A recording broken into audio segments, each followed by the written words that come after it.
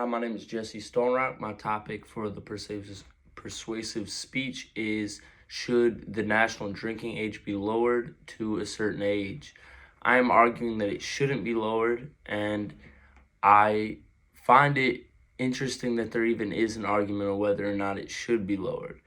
The three topics I want to cover are the health reasonings behind it, the past experience we've had with lowering the age, the lowering of the age in other countries and different things that have come with that, and the younger activity in the brains of people who are younger who would be drinking alcohol if the age was lower. One of the health reasons I like to cover is that a young adult's brain's frontal lobes, essential for functions such as emotional regulation, planning, and organization, can be altered over long-term alcohol use.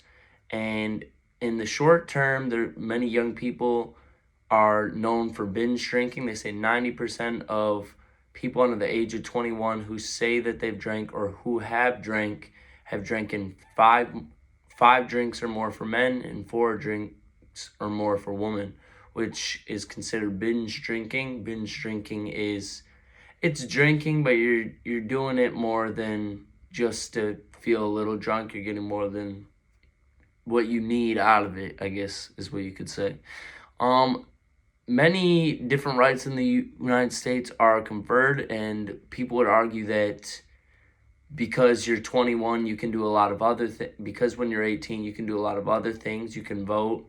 You can go to certain casinos.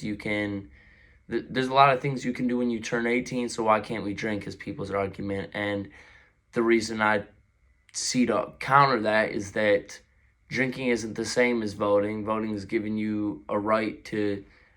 It's not putting anybody else in danger. When you're 18 years old and you're drinking, it's the same as people that are 21 that are drinking. People that are younger are going to do it. They follow the path. They see older people doing it. They want to do it. Either way, there's going to be people illegally doing it. If we lower the age to 18, people even younger are going to be drinking alcohol. And there's some serious medical studies behind what it can do to your brain and different things that it can cause. Another topic I'd like to cover within the health area is that excessive drinking contributes to more than 3,500 deaths amongst people below the age of 21. That's just people over the age of 21 who die each year from consuming too much alcohol. That's 3,500 people in the United States. Another stat is that states that increased the legal drinking age to 21 saw a 16% median decline in motor vehicle crashes. So there is studies when we moved the age. It used to be 18.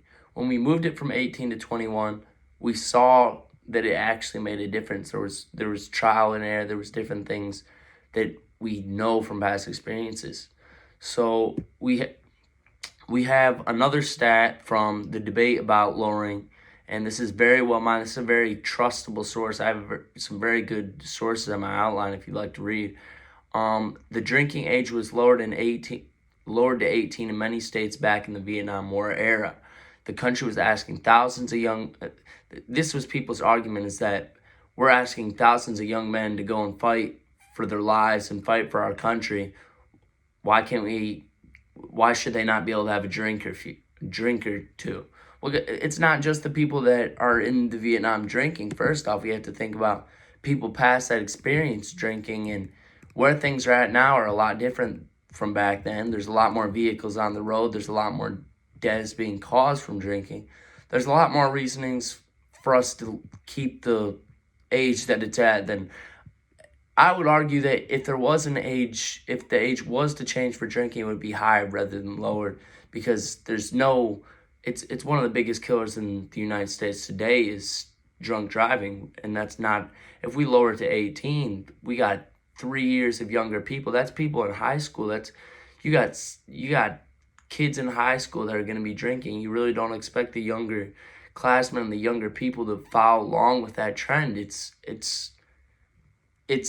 We know this from past experiences, that the younger generations like to follow the older kids, whether it's freshmen, sophomores, following the seniors' footsteps. a senior will throw a party and there's going to be younger kids there, and it's going to be the same situation, except now it's legal for even younger kids to drink. It's an accident waiting to happen. And the reason why I decided that this is such an important topic that I want to discuss out of 3 that I chose is because this is actually happening. There's certain states that are considering this. We got legislation in New Hampshire, Minnesota, considering the age of 18 years and older. And this was posted a few years back, but it's still very relevant that it was even discussed a few years back. They were discussing whether a person 18 years or older can consume wine and beer. This was for legislation. Commercial establishment as long as they are accompanied by a person who is 21 years or older. So they're saying you can drink in a bar or anything like that if you're with someone 21 years or older. They also had the same legislation in California, and that even though they're saying even though these 3 states are considering the change, only 25% of the United States supports a national lower drinking average. And I think that's because the 75% that doesn't support it is they're all 21 years and older, and the only people that are supporting are people that are younger and think, or I don't know. I don't even understand what in your right mind, if you're over the age of 21, would make you think that this would benefit anybody in this case. It would cause more accidents. That many things would come very poorly out of this decision. And I think it's very important to discuss because it is in the realm of possibility, and it's something that should be mentioned. This is a very interesting fact I want to mention.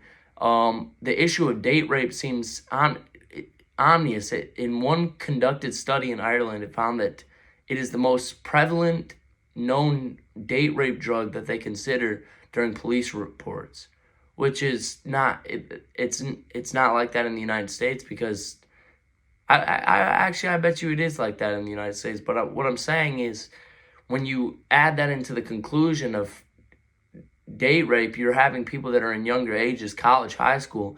You're giving it becomes much more prevalent and known that people are doing it and using it. And this is in Ireland, where you can legally drink 18, 19, 20 and older. So it makes a big difference. It makes a bigger difference than anybody could really put into words. But you can look at the other countries and you can see people argue that there's not as many deaths as there is in America compared to European countries where you can drink younger. But it is more, like, it's not as many, but in comparison to the amount of people in the United States that are in that country, it is more. They have a lot more deaths. Like, you can look at the statistics.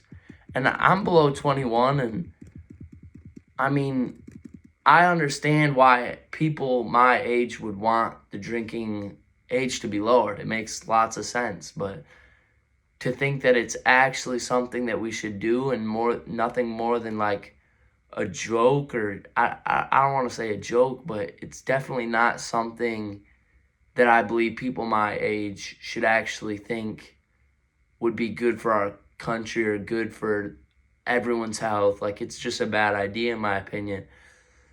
And I feel like there's very good reasons, if you want to look at my outline, if you want to look at the source that I've used, I feel like I've supplied many good reasons why it's not a good idea. I'm going to wrap it up with that. I just want to wrap it up by saying, do you think that if we lowered the age to 18, there wouldn't be more deaths? Do you think there wouldn't be more drunk driving? Do you think that an increase in kids that are 16, 15, 14, that they wouldn't start drinking more as well? That's all I want to ask.